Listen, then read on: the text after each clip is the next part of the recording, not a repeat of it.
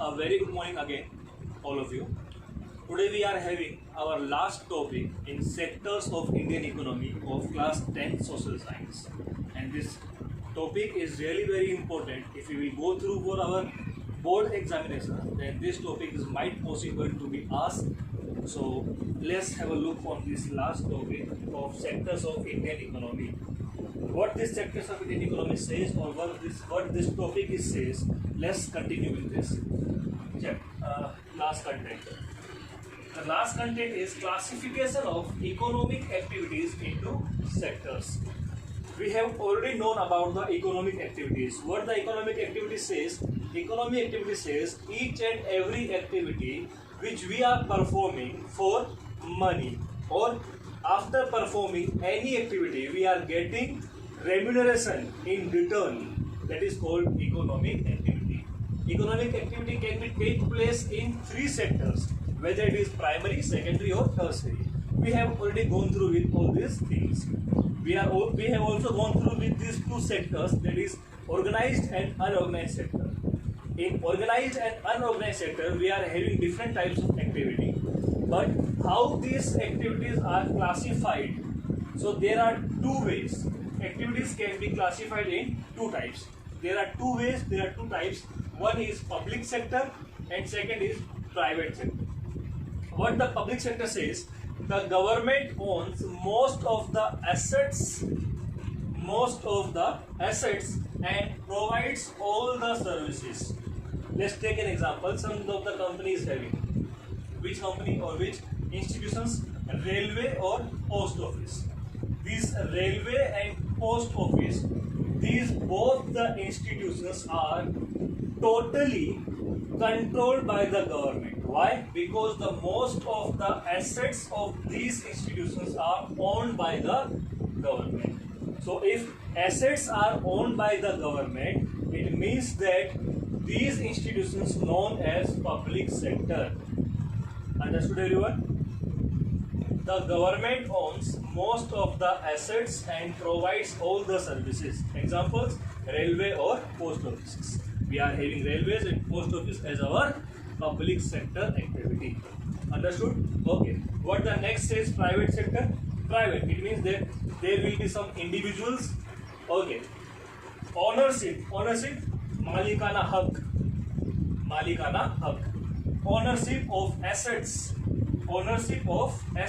and delivery of services is in the hand of private individuals or companies. Now here government will not look after these things. Why? Because the ownership is in the hand of any private or individual. Now private and that individual person is totally liable to hand over the services and provide you the services. Understood? If the individual having their own ownership, most of the assets, then that institution is known as private sector. Examples, Tata Iron and Steel Company Limited, that is TISCO, very well known company, or Reliance Industry Limited, again a very well known company. The difference is that in railway or post office there is a assets which is having with government, but in this company most of the assets owned by the private or individual like Ambani or someone else. But here the only government has the authority to provide all the services. These are the differences between the public sector and private sector. Public sector comes under the organized sector, whereas private sector comes under the category of unorganized sector. These were the differences between services. Again, classification of economic activities into sectors. We are having two types. Which are the types? Public sector and private sector. Public sector, these are the sectors in which most of the assets are owned by the government or provides all the services like railway or post office. And the private sector says ownership of assets and delivery of service is in the hand of private individuals or companies like Tata Iron and Steel Company Limited, TISCO, or Reliance Industry Limited. These were the examples for public sector and private sector. You need to write in your classroom notebook. Okay. Let's move on the topic which is not the part of our syllabus. Which is not the part of our individual topic, but this is the general topic. Difference between open unemployment and disguised unemployment. Many of the students are having query about this topic, that what is the exact difference between open unemployment and disguised unemployment. Students, we have already gone through with this topic about disguised unemployment. What the disguised unemployment says? When there are more number of persons than required. हमें जरूरत 5 की है लेकिन काम कितने कर रहे हैं? 10 लोग. So there are persons more than required. Required मतलब जरूरत. हमें जरूरत से ज्यादा कितने लोग लगा रखे हैं? 5 की जगह पर 10 लोग. They are clearly seen as engaged in activity, but they are not actually engaged in any activity. Why? Because there is required only for 5 labor, but instead of 5 labor, we are putting more effort of 10 labors. That is of no use. Why? Because they will not generate any extra income. The 5% can generate 5,000. 10 persons can also generate only 5,000. So there is no use of extra 5 labors because they are not earning extra money. They are not generating any extra GDP. The GDP will remain same. So these other 5 labors are known as disguised unemployment. Okay, let's have a look on these differences which I have written over here. In the first column, I am having open unemployment, and second column is denoted as disguised unemployment. What the open unemployment says? When a country's labor force do not get opportunity for adequate employment, it means that a person who is able to work, willing to work at a prevailing wage rate, but not getting work. Again, I am repeating, a person who is able to work, a person is willing to work at the prevailing wage rate. Prevailing wage rate मतलब जो income दी गई है उस income के ऊपर काम करने को तैयार है, बट नॉट गेटिंग वर्क, उसे काम नहीं मिल रहा. ऐसे labour force do not get opportunity for adequate employment. This situation is called open unemployment. What it is known as open unemployment. Why? Because a person is able to work, willing to work, but not getting work. Understood? These type of persons are clearly visible as unemployment, and this kind of unemployment is called open unemployment. What the disguised unemployment says? This is a kind of unemployment in which there are visible employed. In the previous term, we were having visible unemployed person. Visible unemployed person, हमें साफ साफ दिखाई दे रहा है कि इस person के पास job नहीं है. लेकिन डिस्गाइज अनएम्प्लॉयमेंट के अंदर हमें साफ साफ दिखाई दे रहा है कि पर्सन काम कर रहा है लेकिन he is not generating extra GDP. काम कर रहा है, 5 की जगह 10 लगा दिए. अगेन 5 भी 5,000 रुपए कमा रहे थे और 10 लोग भी कितने कमा रहे? 5,000 रुपए. एक्स्ट्रा इनकम जनरेट कर रहे नहीं है. सो वो 5 लोग काम तो करते हुए दिखाई दे रहे हैं. They are clearly visible as employed, but they are not generating extra income. This type of people is called disguised unemployment. This type of people is called disguised unemployment. Again, this is a kind of unemployment in which there are visible employed, but actually they don't have full employment. It means more people are engaged in a work than required. मुझे 5 की जरूरत थी और कितने लोग रखे मैंने? 10. दोनों सिचुएशन के अंदर 5 लोग भी 5,000 रुपये कमा रहे हैं और 10 लोग भी 5,000 रुपये कमा रहे हैं. तो एक्स्ट्रा 5 को यूज करने का कोई मतलब नहीं है. वो सिर्फ दिखा रहे हैं कि we are working, but they are disguised unemployed. What they will be known as disguised unemployed. Understood everyone? This was the first difference between open unemployment and disguised unemployment. याद करने का तरीका: open unemployment clearly visible as unemployed, and disguised unemployment clearly visible as employed. और वहां पर clearly visible as unemployed. Understood? Okay, let's move on the second point. This type of, which type? Open unemployment. this type of unemployment generally found in the industrial sector of our country. Why? Because in industry we are looking for the good prevailing wage rate, but we are not getting that much prevailing wage.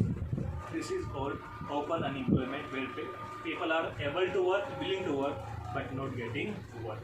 And in disguised unemployment, this type of unemployment is generally found in unorganized sector. Unorganized sector. What is the difference between organized and unorganized sector? Organized sector are the sector which provides the job security, but in unorganized sector there is no job security. Understood? Just go through with the last lecture. Persons migrates from the rural to urban area. From rural to urban area. In rural they were having the only occupation of agriculture, but that agriculture depends on the rainfall. If adequate rainfall is not there, they will not get any income. So the persons get tired from that work and they migrated from rural to urban area for the industry sector. And industry sector comes under the organized sector. Industry sector comes under the organized sector. So in organized sector, people are looking for the job, but they are not getting job. This is called open unemployment. But this type of unemployment, this type of disguised unemployment found in generally unorganized sector, like farming activity. They will not get adequate income. Understood? Okay. So this was the difference between open unemployment and disguised unemployment. So I hope this all the doubts is very much clear with you all, and this was the difference between open unemployment and disguised unemployment. And the last topic of this chapter is classification of economic activities into sectors. There are two types. One is public sector and second is private sector. Public sector are those sectors in which most of the assets are owned by the government. Understood? And in private sector, most of the assets are owned by the individual or private, like Reliance and Tata, sorry, Tisco. And in further public sector, railways and post office. This was the topic for today. You need to write in your classwork notebook as well as in your homework notebook. But for your homework notebook, I am having 3 more questions. So let's look forward for these 3 homework. But before that, you need to write all these concepts in your classwork notebook. Okay. I am having 3 questions for your homework from this chapter. I think these 3 questions are very important. Let's take the first question for your homework. What it says: for each of the sectors that we came across, in this chapter, why should one focus on employment and GDP? अब तक हमने जितने भी sectors पढ़े हैं वो सबके सब फोकस क्यों कर रहे हैं एम्प्लॉयमेंट और जीडीपी को, यानी कि एम्प्लॉयमेंट और जीडीपी को बढ़ाने के लिए ही इम्पोर्टेंस पे क्यों लगे हुए हैं। साथ ही साथ में could there be other issues which should be examine. अगर हम एम्प्लॉयमेंट और जीडीपी की बात ना करें तो क्या कोई दूसरे इश्यू है? Do we have other issue which should be examine, discuss.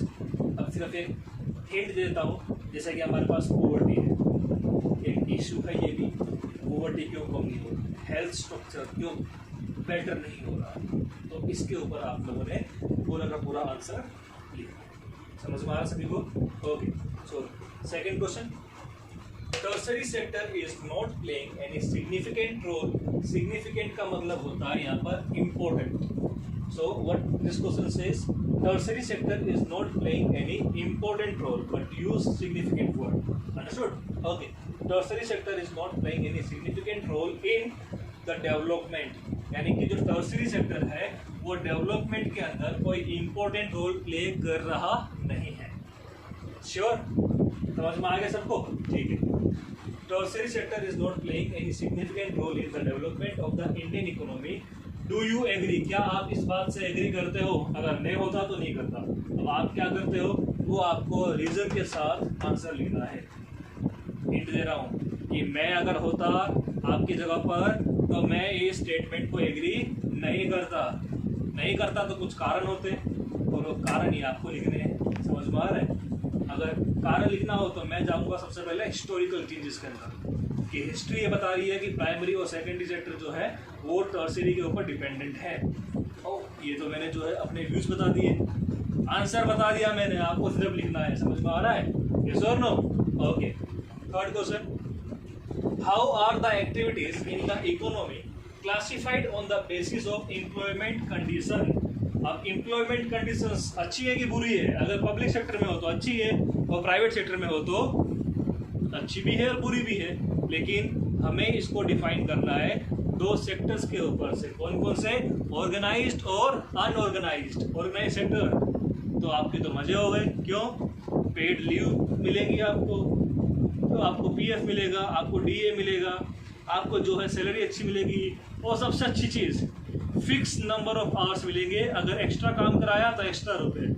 मजे हैं ऑर्गेनाइज सेक्टर के। तो ये तो एम्प्लॉयमेंट कंडीशन अच्छी हुई। लेकिन दूसरी कौन सी? अनऑर्गेनाइज सेक्टर, जहाँ पर कोई फिक्स आवर्स नहीं काम करने के लिए, कोई फिक्स सैलरी नहीं, कोई पेड लीव नहीं, और दूसरे बेनिफिट्स भी नहीं, लाइक पेंशन वगैरह। तो एम्प्लॉयमेंट कंडीशन तो मैंने आपको बता दी, लेकिन किसके अंदर है ये? ऑर्गेनाइज्ड और अनऑर्गेनाइज्ड। समझ में आ रहा है मैं क्या बताना चाह रहा हूँ? यहाँ पर क्वेश्चंस घुमा फिरा कर पूछ सकते हैं, लेकिन आपको लिखने क्या है? Employment conditions in organised and unorganised sector. Understood? So this were the 3 questions for your homework.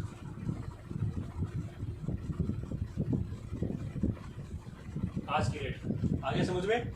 आज की डेट यानी क्या हो जाएगी? अब 5 मई हो जाएगी। समझ में आ रहा था लोगों को?